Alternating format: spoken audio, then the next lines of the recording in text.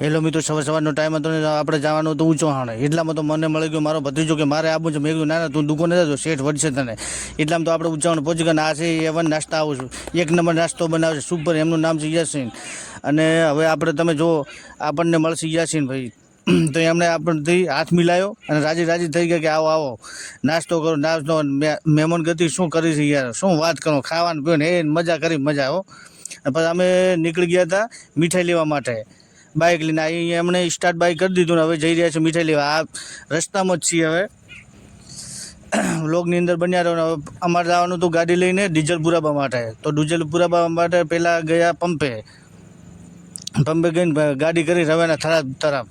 ઘા બાકા ચીકી બોલાવ્યો યાસીન. 2 ફોર્મ ગાડી આગતા હતા, કહેવાની શું વાત કરો. એટલામાં તો તરત પહોંચી ગયા યાર વાતોમાં.